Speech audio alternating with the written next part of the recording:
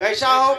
पंडित हो। पंडित बोले हनुमान जी महाराज की। पंडित माने केवल पंडित जी नहीं, पंडित माने विद्वान। बोले हनुमान जी महाराज की। गावत वेद पुराण अष्टदश छयो शास्त्र सब ग्रंथन को रस, यानी पंडित वो हो जो विद्वान हो। बोले हनुमान जी महाराज की। अब विद्वान के साथ साथ जानते हो क्या होना चाहिए? पंडित किसको कहते हैं? अब तीन चीज याद आ गई, पंडित, खंडित और झंडित। तीनों का वर्णन सुनिए। पंडित कौन है?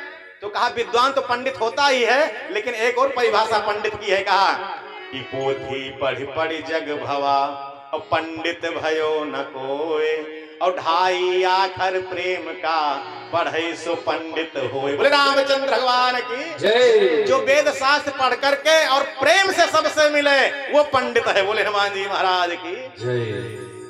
अच्छा, दूसरे हैं कौन? खंडित। बोले हनुमान जी महाराज की। अब खंडित कौन है? खंडित वो है जो वेद शास्त्र पढ़ लिए और अपने उन ज्ञान के अभिमान में, इतना ज्ञान का अभिमान है कि वो हर किसी का खंडन ही करने लगते हैं। अगर कोई बड़ा से बड़ा विद्वान आ जाए फिर भी वो खंडन जरूर करेंगे, उसकी आदत होती है।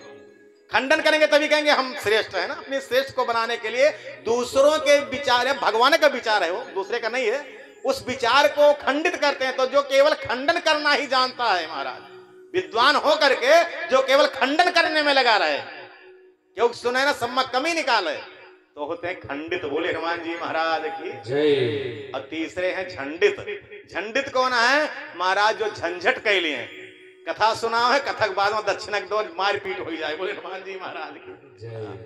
जहां झंझट चलते चलते झंझट करने लगे तो होते हैं झंडित। बोले हनुमान जी महाराज की जय।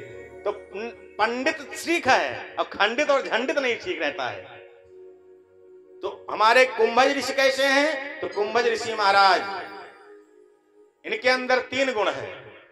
अब तीनों गुण बताया जाए तो बड़ी कथा बड़ी विस्तार हो जाएगी, आगे नहीं पहुंच पाए।